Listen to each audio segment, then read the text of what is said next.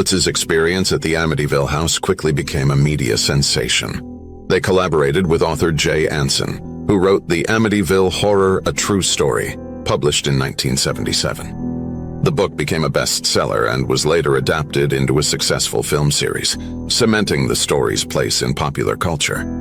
However, the veracity of the Lutz's claims has been the subject of much debate and skepticism. Critics argue that the story was fabricated or exaggerated for financial gain, pointing to inconsistencies in the Lutz's accounts and the lack of physical evidence to support their claims.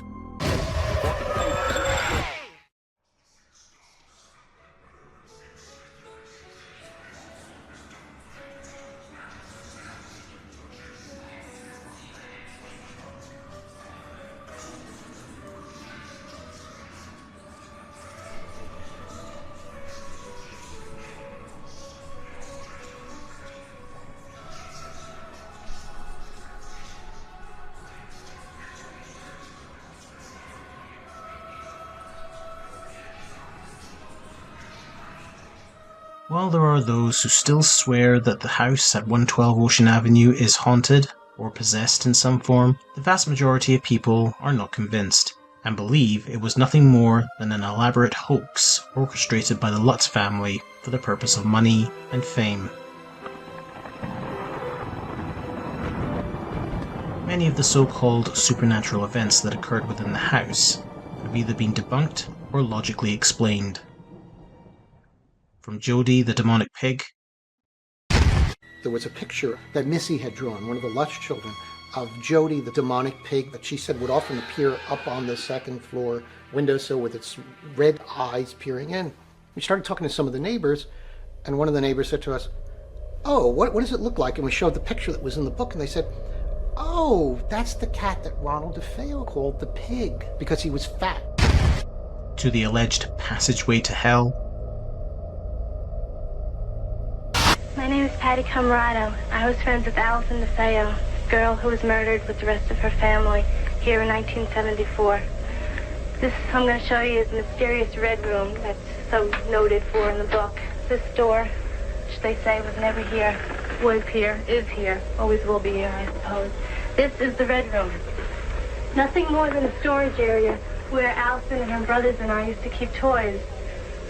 Just red, you know? There's never any feeling of spirit presence or ghosts or any sort of thing like that. To the window that crushed eldest child Danny's hand. Well, I remember when we walked into one of the rooms, there was a window where it was claimed if you stood in the center of the room, the window would suddenly open and shut violently all by itself. It was on the second floor. So we ran into this room, Rick and I. And Rick pointed out that the floorboards seemed to be slightly uneven. And he started shifting his foot along the floor. And suddenly, the window shot up. I thought I was going to jump out of my shoes backwards. I shrieked. The counterweights are improperly set. And the window was such that if you did this, you could actually make this window go up and then come down. Having said all that, there is one detail concerning the Amityville horror as a whole that even to this day remains a mystery.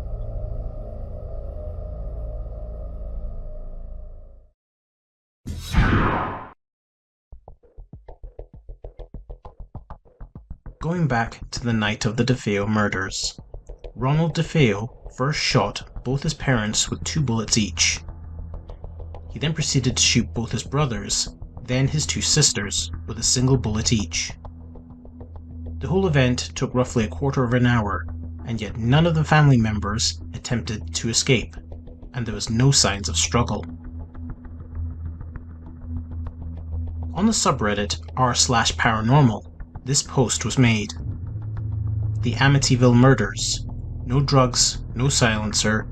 Neighbors heard nothing. Toxicology reports show that none of the DeFeo family members were drugged, and ballistics showed no evidence of a silencer being used. Why then did none of the neighbors hear the gunshots? In fact, during the time frame of the shootings, it was only the DeFeo family dog that neighbors reported hearing during the night.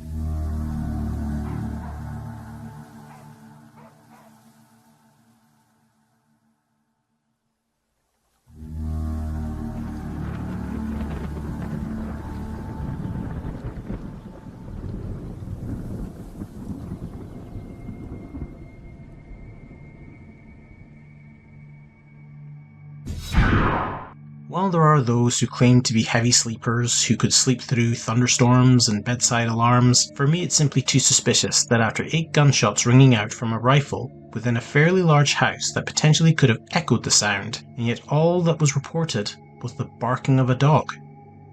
Of course, I would be remiss not to mention, especially if there are still those who believe in the supernatural elements of the Amityville horror, there are claims out there that dogs are sensitive to supernatural activity. While I myself don't believe in that by any stretch of the imagination, I still feel the need to mention that.